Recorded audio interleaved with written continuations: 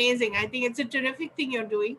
And if that's not all, he's also a moderator on and off for the photography session that he does almost every day with renowned photographers from across the country, because as you know, he's a passionate photographer as well. So welcome, Avan. Thank you so much for being part of this New Indian Express session, and it's a pleasure to see you. We were just recalling the last time we met was on the sets of Happy New Year, Yeah. where you had a really terrible day. You want to just remind viewers about how tough acting can be? Yeah, and that's hardly the acting part. That's just the stunting part. And, strangely, for a man who only plays fuddy-duddy old men, Yeah. I've done a fair share of stunts. And what had happened was that we had to sink an entire set into a swimming pool. And you were there. So the big, huge crane, puts the set into the swimming pool. So it gives you a feeling that the water is rising, if you know what I mean. And there was a hatch for the camera to go in and out, for us to go in and out, one hatch in the set. So it would open up, and a camera got jammed, and then I was stuck there for an hour and something. It was scary because there's only this much of space for our heads to pop up between the water and the ceiling of the set. And you were there, talking to Farah and Shah Rukh, and I think I was in there scared out of my mind. Because I was hanging on to something. Because there were weights put on me so that I would sink, and then we tried to remove the weights. It was arms were too tired. But, that's the excitement. That's what the adrenaline does to you. And that is Farah, who's a friend of yours, doing it to you, whom you've acted with. Friends do most of it. Great. So, Maman, you're also playing Farooq Engineer in 83. I'm very excited about that. And I think so are you, because he's a childhood hero of yours, right? Absolutely, Kaveree. It's so strange.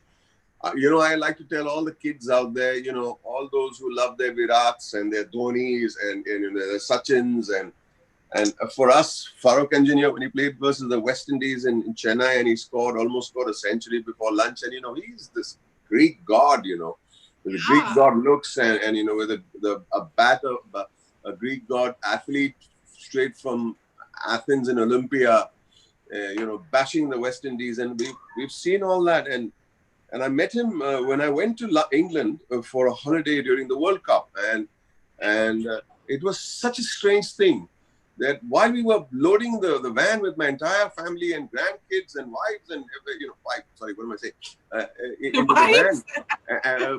Kunal is the wives, because Kunal is always and then the manager comes and tells me, Farooq Engineer is in the lobby at the Taj in London.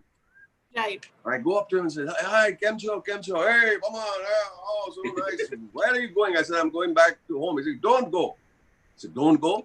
Everybody's in the car." He's saying, "They're going to the airport." He's saying, "No, don't go." So I said, "No, drop them to the airport and come back." I said, "No, what are you talking about?" He said, "Stay back. In a few days is the India-Pakistan match in Manchester. Right. Come and watch it with me. You can see it from the big famous balcony." Wow. I said, "Wow, but I got to go." So he says, "Okay." We hugged each other, and I sat in the car, and my wife, being the beautiful Zenobia that she is, I told her this happened. She says, "You know what? Do it. Come home, come back in 3 days. Right. You can do that. You can do that for yourself. Come back, spend time with him. He's your boyhood hero. He's offered you to stay in his house. I'm not a good house guest. I feel very awkward, but I've never stayed in anybody's house. I stayed in his house, and we had the best time. I hung out with him. He took me for the match. I could do some research for my show. But I want to tell all those kids who love their Dhoni and they're such a boyhood dreams come true if you really want them really that hard. And it was like a boyhood dream. I can't tell you. Wonderful. It sounds like a film script already, isn't it? And you're doing a lot of that now, Boman, aren't you? You're you're a co-host of this script workshop, which you do every single day, which is called Spiral Bound. Talk a little about that. I'm so excited that you asked me this. This is the most progressive thing that I've done in a long in years. And you've done Kaveree, many things, Boman. sorry. And you've done a lot of progressive things. It's so important. I'm not co-hosting.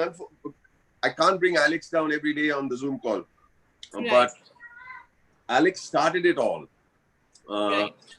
7 or 8 years ago, when I set out to write my own script, I wrote a Right. script, and I did a lot of reading, and I did a lot of research and all that. And I wrote a script, and then I met Alex outside New York University once. He was then he was a playwright, and I asked him, had he done any movies? And he says, yeah, I've done one movie. It's an art house film. It'll come, it'll go. It's one of those experiments. And I said, doesn't matter. And I shared my story with him, and he said, it's such a beautiful story. And if you need anything, send me pages, and I'll just read them and give you notes. I said, my God, this lovely young, he's not that young, but this young man who, younger than me, this is a guy who would be happy to help me with my script. So he gave me some pointers, and I said, you know what? I got myself a guru. Time flew by, and 2.5, 3 years later into that relationship, that's my granddaughter. Danish, keep it down, Danish. Yeah. How old is she? She's 1.5. Oh, that's so sweet. Yeah. You don't look very grandfatherly, Boman. Sorry? You don't look very grandfatherly. So I can't help it. It's not my fault. It's not my fault. I can't help it. There's nothing I can do about that. So anyway, going back to this. So 3 years later, within the friendship and me trying to rewrite my script with his... he went and won an Oscar, So I said, which was that film? Which is the film? He said, that same old film that you said will come and go, the art house film? He's saying, yeah. He said, I never thought that film would become as big as it is. It's become a cult film now, Birdman. That is, of course, Alexander. Pronounce his second name, please. Dinelaris. Just say Alex. He won't be Alex Dinelaris, who wrote Birdman, which was an astounding film, wasn't it, Boman? It had astounding. Michael Keaton, who was it was a comeback film for him. It was a huge comeback, a very brave thing to do. Yeah. Right. But what happens is that, fame does funny things to people. And I thought he'd disappear out of my life. That friendship was over when I thought he'd won the Oscar. Yeah. Strangely, the friendship became stronger for some reason. I don't know how that happened. And then when I launched my company, Irani Movie Tone, I said, instead of throwing a big bash and a big red carpet affair and have a party and, we'll have DJ and music, I said, let's inaugurate my company with a workshop for writers. And I thought that would make so much sense, because I think today what we lack is the science of writing. We may have great stories, we may have great story ideas, but they don't get translated into great screenplays. And that's the problem that I had. So I flew Alex down, and I invited every student that is in the area, Pune included, FTII to Whistling, to everybody, plus all the script writers and young directors who wanted to be part of it. And we had this big party, which actually was just a workshop of 5-6 hours. And that continues today. But he's come to I conduct all the teaching workshops myself. Right. Online. Yeah. And we've done about 45 sessions. It's like a semester, literally 2 hours almost every day. And then every evening I sit and talk to a couple of students, or I don't like to call them students, they're all practicing writers. Two of the people who come there with their film, maybe a script, a scene they may have written. And I spend about 40 every day, a little time in the evening just to chat with them. I think it's very gratifying. I think it's important. It's time to give a little back, Kaveree. I've had a wonderful run. I'm still having a wonderful run in the film industry. It's given me everything that I have, actually, including this phone and this laptop that we are chatting over. I think it's time to give back a little. I don't think that's a bad thing at all. I'm very proud, very proud. what is the script workshop taught you? Because we often lament the lack of good writers in the Mumbai film industry, and we say, oh, they're not given adequate respect. But a lot of that is changing, isn't it? And it has to see. I think let's not put the cart before the horse. I think it's also that the script writers, we should pull up our socks also. The script writers are not paid well, not respected enough, and don't get protected enough. And I think it's very, very important that we have a system where we follow a certain paradigm, whatever the paradigm may be, and try and come up with the goods of solid screenplay writing. I said this before, I'm saying it again. Great ideas, great narrations for 15, 20 minutes. You tell me a story, I say, I can't believe this story needs to be made. But then to convert it into a 120-page screenplay is the problem. And that requires a little bit of craft and science. Right. That's what I'm teaching. I've been going 7 years to New York, 3 times a year. I attend workshops there myself. I'm just sharing whatever I've learned over the last 7 years with Alex and my other teachers and all the books that I may have read. And my experience as an actor in the film industry too. Right. But over the years, Boman, haven't you seen a change in the kind of movie making that is happening? The rise of streaming services, longer form storytelling, where characters are developed a little more. How is that? How have you seen that change? There is a change, Kaveree. There's no question about it. There is a change. I think that the texture and what the word that is bandied around is content-driven films. Yeah. Well, again, the films sometimes are, yes, the content-driven films are great.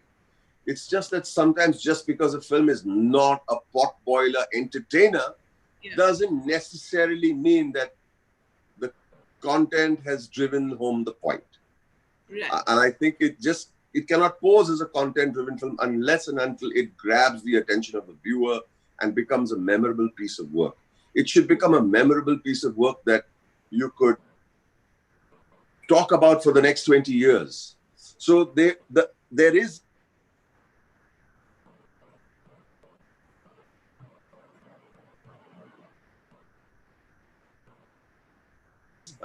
you misunderstand me, it is art at the end of the day, but you make a building, it's science. You can make a beautiful looking building. You can make a beautiful table with inlay.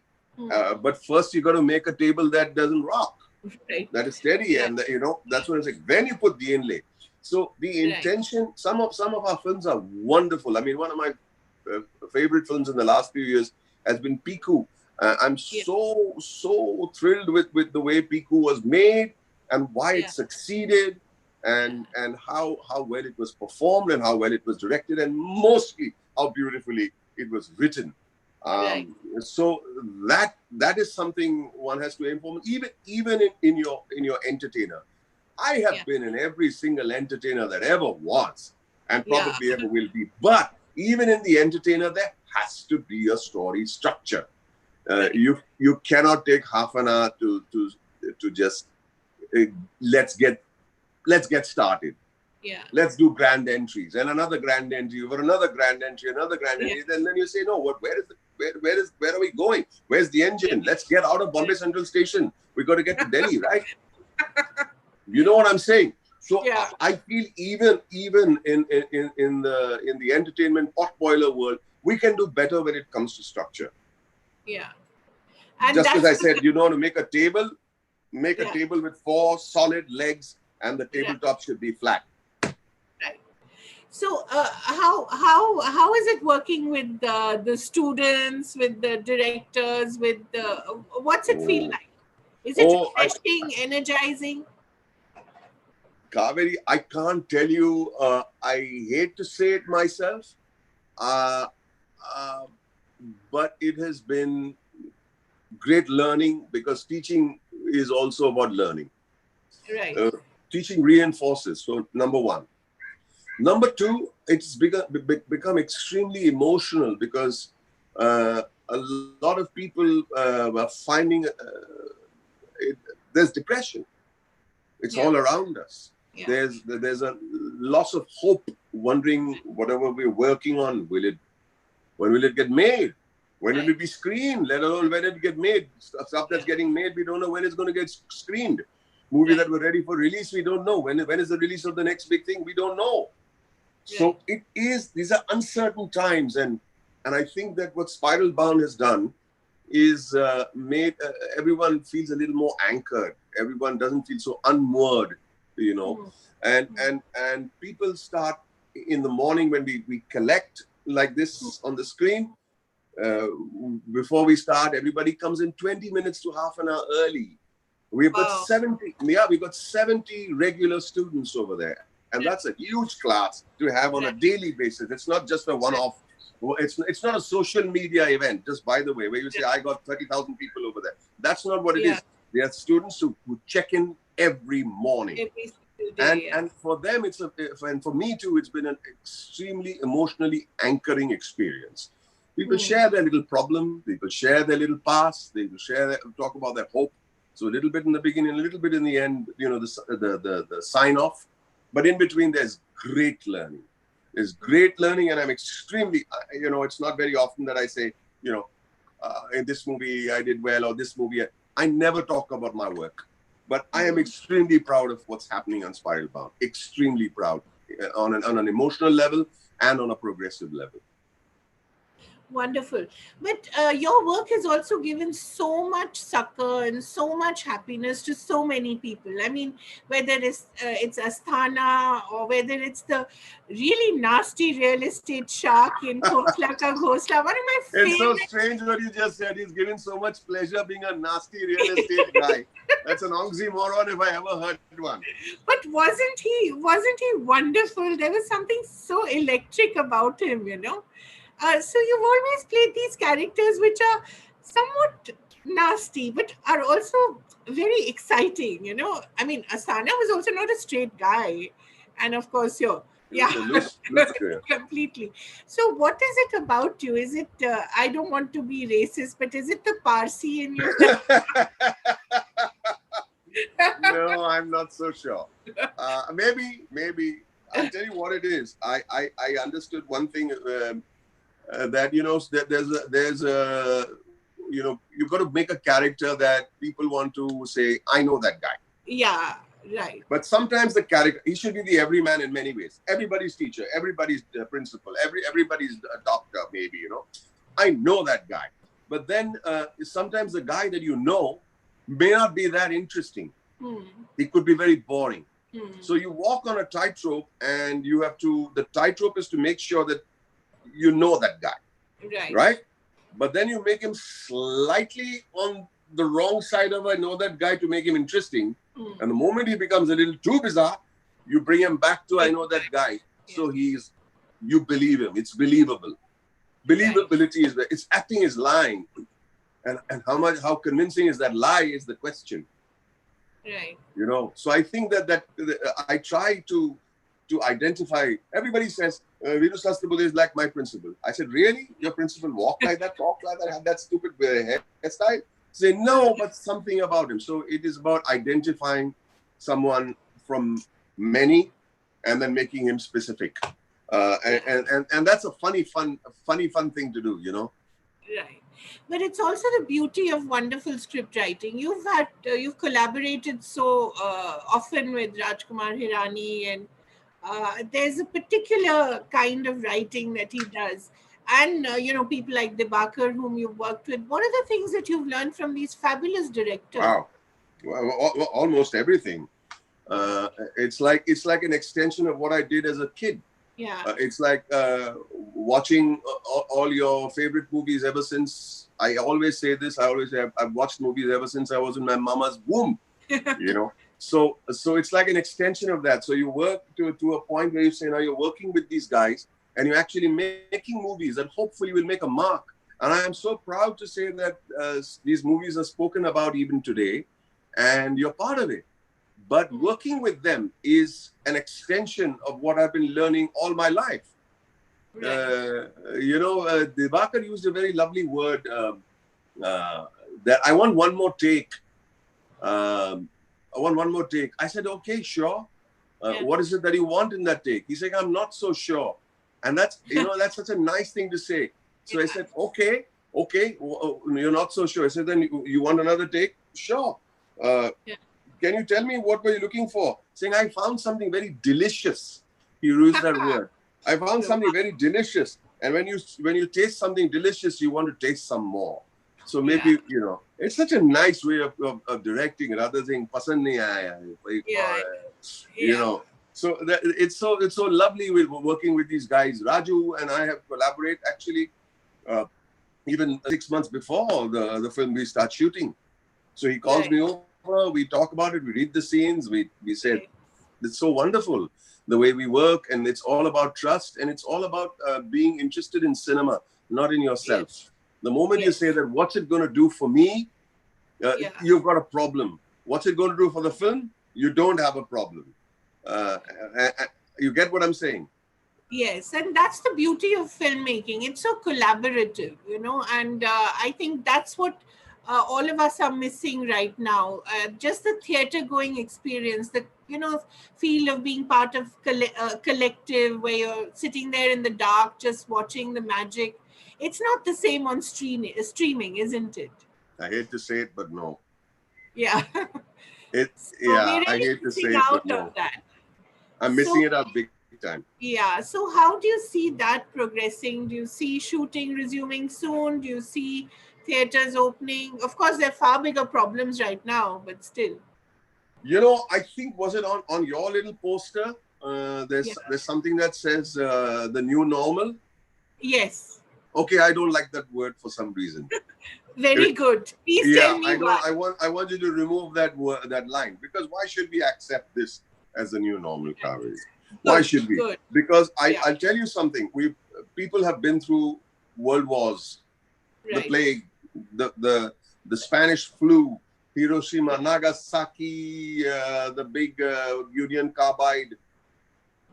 We have been asked to just stay at home, just to make sure that there isn't a proliferation and spread of the flu. And I think we did great. I think India's done a great job. Look how the USA is struggling. They have no clue, because there's a complete two split country system for some reason. But this can't go on forever. Our Lord will not allow it to go on forever for those who believe, and for those who don't believe, the science will not allow it to go on forever for those who don't believe in the Lord. And I'll say this for sure.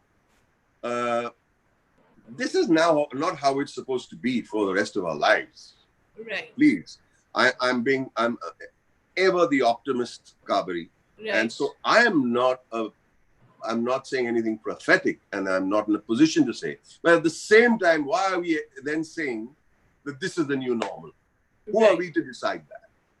Who are we to decide? So this will open up. There'll be trepidation when we step out into the grocery stores, and people are already doing that. I think the worst example is the guys who went out to buy their booze and they mucked it up for a lot of people. Yes, I did. But that was the last wish of my friend Rishi Kapoor, who tweeted it out there. So everything's forgiven in the name of my darling, my Rishi Kapoor. But I think if we can understand the gravity of what's happening, around the globe, and be a little more disciplined, and I think that's what this call is all about.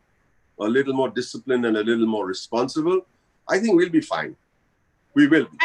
And do you feel this discipline and responsibility will continue in the post-corona world? Do you think we'll still be as disciplined? For a while. Till we go back till we get comfortable. Till we become like the Roman Empire. Yes. That is the danger. That is the problem. When we take things for granted and we take things so easily. Right. I think we've got other problems. We've got problems of, at least people have started at least understanding that there is a crisis like the migrant workers. There is a crisis of people who are daily wage workers. At least people are thinking, and I'm telling you, and I know, and it's so heartwarming to see people going out there and helping and putting them. So this is an awakening of sorts, but it's not the new normal. Yeah. It's not the new normal. Point taken, and I hope it isn't. I want to take you back from this very collaborative way of working, which is filmmaking, to a more individualistic, passionate, this passion that you have, which is photography. And Right. that's something you take very seriously as well. And you moderate a lot of sessions with photographers. What makes you do that? What makes you so interested in photography, even now, after so many years? It's not photography itself. Hmm. I would like to say this, that I moderated just a few sessions, but I presented a complete session of 2.5 hours something on my own. Plus, I moderated some, and I used to front the first question always and Right, be there so that, but there were some great photographers out there, right. and talking about their life and their work and the way they've changed and evolved, and I'm listening to all of this and saying, this is not about photography. This is about people who wanted to just excel and grow. Right. So it's not necessarily about photography. I learned from this beautiful craft about the world, about human nature. But these Yeah. guys, I mean, the stuff that people have been presenting. I mean, I felt so inadequate. They asked me to present my work, which paled. And I'm very happy and humble to say that it paled in comparison to the stuff that these people are doing. Young photographers, and of course, the icing on the cake was a great Raghu Rai. Um, Okay. I'm happy to say that Raghu Rai attended my presentation too, no matter how bad I may have paled in front of him.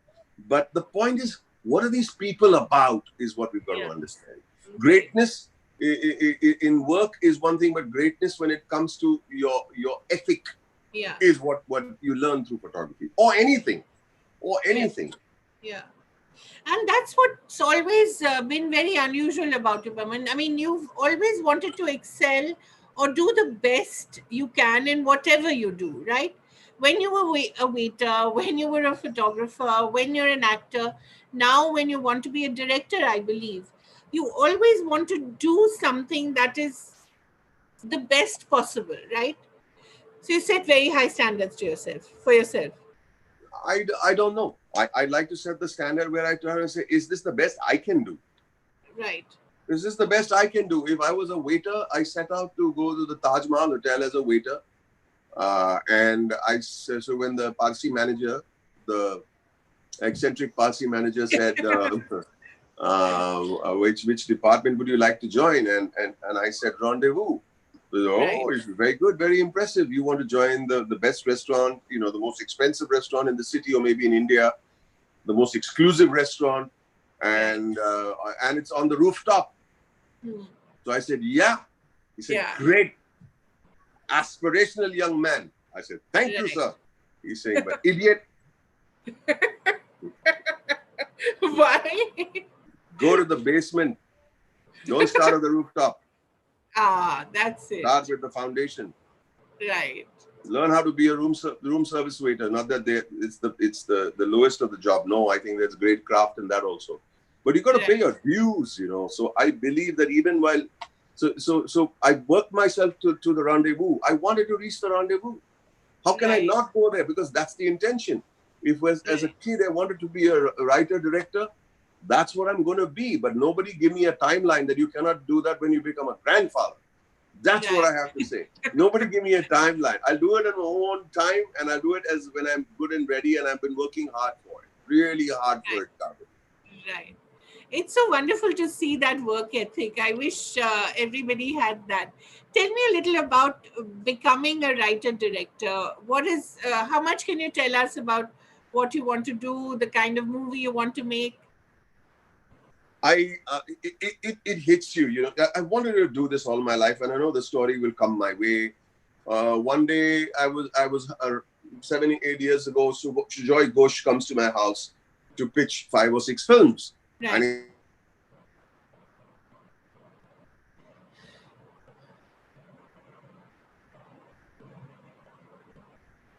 do this film." This little log line. He said it in 2 lines. This is a Right. story about this, and I said, I like that, but Right. I want to direct it. Right. He's saying, it's yours. Oh, wow. Yeah. That's very You, generous of him. I mean, it's incredible. Yeah. And when I wrote my first draft, the first person I had to go and pay my respects to was Sujoy Ghosh. I went and narrated it to him. And of course, I'm on my 10th draft since. But the first draft that I wrote, I went and narrated to Sujoy Ghosh because even though he just gave it and he's forgotten about it. But my duty to him is that I hope I am not corrupting what you had in mind. That's part of the ethic, Kaveree. It's part of the ethic. And then, so there was this log line. He gave me, in a nutshell. I said, sounds great. I started developing it. I wrote one scene, then I wrote another scene, then I wrote another scene. And then I wrote till the interval. And then that's when I met Alex. And he says, you know what? I came to meet you as a favor to a friend. And I was just saying, I'll just meet him, have a cup of coffee and go. But I'm in trouble now, he said. I'm in trouble now. I said, why is that? He said, because I love your story. And I'm married. I feel bound to, be there behind you for it. And sometimes you earn those stripes. And those are very important stripes to earn. And they come only from hard work. People say, your first film, Munna Bhai MBBS was a huge success, and you're an overnight success. I said, sure, it took about 40 years to become an overnight success. Right. I think it's very important to understand that there is nothing overnight about success. It takes years. It takes years. Mine has taken a little longer. I don't advise it to youngsters, but I am not grumbling at all. What as an actor excites you right now? To tell truthful stories, to tell truthful stories. As an actor, I'd like to be part of truthful stories of films that I should be proud of, my team should be proud of, India should be proud of. I think that's very important to me. India should be proud of. I think when we make a film in India, I think it should be that you would definitely want to be part of a film like that. Yeah, I think we should make. I think, wow, man, why didn't we make a film like that? Yeah. Somebody else sitting somewhere to say, why didn't we make a film like that? I want the world to feel that way about my country. It's very important to me. Right. Kaveree. You're also part of Jayesh Bhai's Zordar, right? Yeah, which is you're playing Ranveer Singh's dad, if I'm not mistaken. Yes, young dad. Young dad, of course. Everything you do is young. But how is it working with that very, excitable young man? That guy. I thought, that he's not excitable. He's excitable, of course, but that's a bad way to describe him in many ways. Yeah, I think that excitability is just the endeavor to put his best foot forward. Yeah. There could be people who are excitable at a party. There could be people who are excitable in the house, but they could be useless to me. But his excitement is an excitement to put his best foot forward. Yeah. There's no lazy foot forward. Yeah. The excitement is converted into endeavor. Yeah, and tremendous hard work. And that's what I'm saying. Yeah.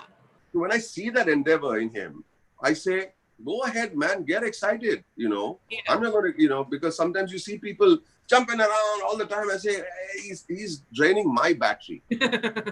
I don't need that. But in Ranveer's case, it's incredible how the energy, and I thought I had good energy.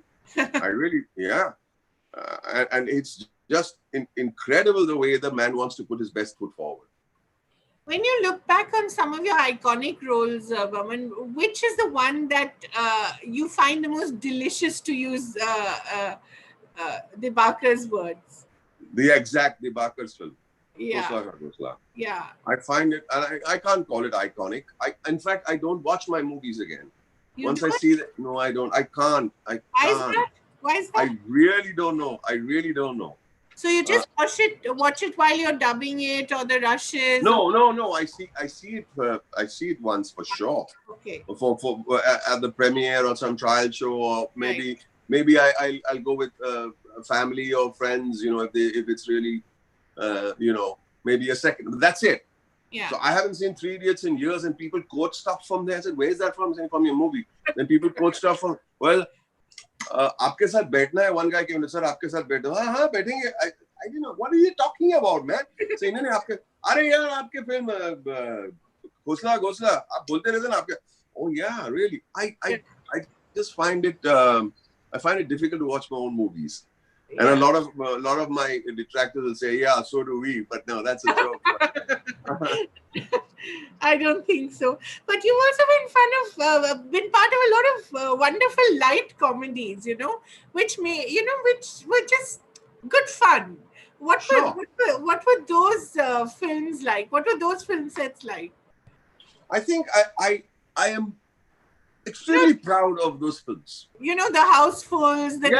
I get you. I get you. Yeah. I'm extremely proud of those films, and I'll tell you exactly why. Yeah. I cannot expect every single person from every corner of the country to like a content-driven film, for example. Yeah. Okay, or a subtle film. Right. And there has to be someone who has to entertain those wonderful folk too. They are our fellow Indians, and I don't expect them to receive every film the way we expect. Let's make meaningful films. Of course we should. Let's make good quality films. But even if they are all and out bloody entertainers, I'm with it because it's doing a noble enough job. It's bringing a smile on someone's faces. My mom, and it's got a lot to do with my mom actually. I don't want to be cynical and say, now I used to watch those films as a kid, but now I've grown. So I'll tell you what my mom tells me. God has blessed you. He's blessed you with talent. All right. But not for a minute think that talent has got anything to do with you proving to the rest of the world that you're a good actor. Right. It doesn't matter. Right. Your job with that talent is to bring some joy into people's homes. Right. And I think I do that too. And if I do 4 of those, I do 4 for that intention. I'm working very hard to make certain films for my soul. Right. And we've got to do both. And I will not shy away from that entertainer. I will not. And I'll say it unabashedly. And I don't even care what people have to say, because there are people who walk up to me on the street and talk about those films. Absolutely. They adore you in them. Yes. And you met some really good, you made some very good friends, one of whom was Rishi Kapoor, whom we sadly lost, right? Oh, don't get me started. Yeah. I'll turn on a light one sec. Kaveree's become dark. Sure. Yeah. Please go ahead. I'm sorry about this. No, we sadly lost him. It's been a very tough time for many different reasons. Also losing 2 really brilliant, talented actors like Irfan and Rishi Kapoor. I think the film industry has really been buffeted from all sides, hasn't it? It's been terrible. Yeah. It's been terrible. I met Rishi Kapoor in New York, and not for a minute that he ever grumbled. Not once. Yeah. He was only talking about where are we going to eat tomorrow. And he's right in the middle of proper, full-blown therapy.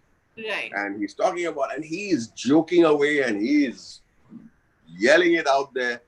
And I just love the spirit of the man. Right. I just love the spirit. And Irfan, I had the greatest regard for. The greatest regard for. I called up his manager after he passed. Yeah. I don't know his wife. I don't know. I feel awful. I wrote a bit.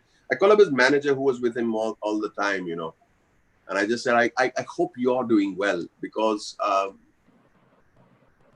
she must be so heartbroken. Yeah. And I used to meet her on the set sometimes, and the van was there. And I hate invading people's vans on the set. You're obliged to go and say hello to people. But in Irfan's case, because I really, really regarded him very highly. Yeah. As a gentle soul and as a consummate artist. Right. And I used to tell her, can I go and meet Irfan? Saying, of course, you don't have to ask him. No, just go and check and say, I'm coming. I don't want to invade. Yeah. And I just go and just give him a hug and go away. It was, I loved him so much.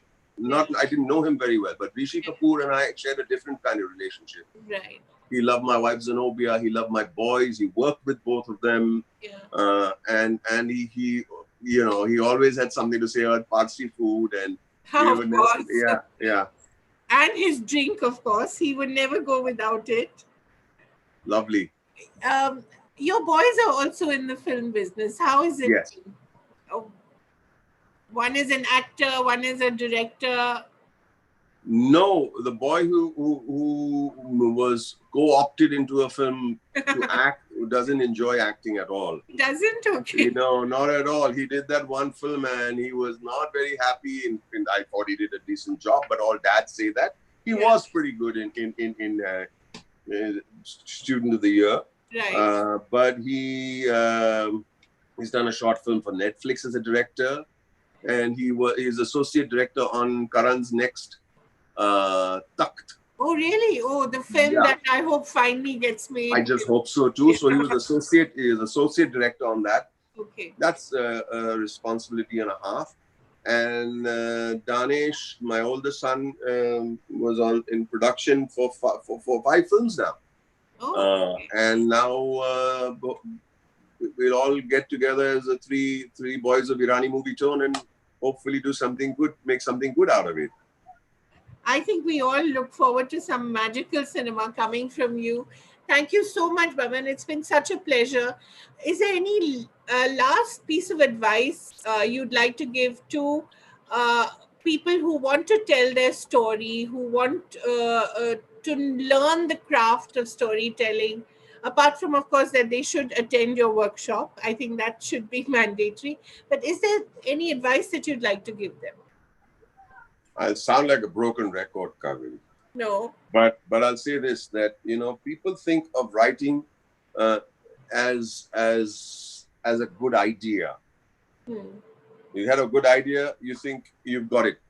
Your work is over. Right. But when you have a good idea, make sure you have the proper tools to write a good screenplay. And that takes time and that takes practice. Otherwise, your idea people will say, okay, I love the idea. Let's fund it. Let's go do it. People will want to work in the film because the idea sounds great when you have a conversation. But from scene to flip over to scene to flip over to scene takes a lot of craft and dedication and time. So it's the long haul. Getting a good idea is just the beginning. Sometimes you don't even need a great idea. You just need a character who wants something, who wants to get onto a journey. That's all you need, and you can write a lovely screenplay. So don't look for the big idea only. Right. Try and understand how a screenplay is written. There is a craft and there is a science. If you could study that, and then forget about it maybe later on. Yeah. But at least know the rules before you break them. Right.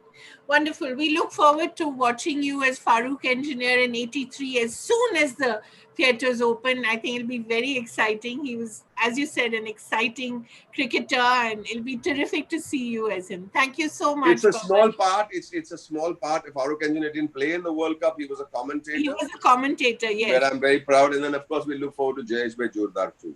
Yes. Thank you so much for being with us, and all the very best.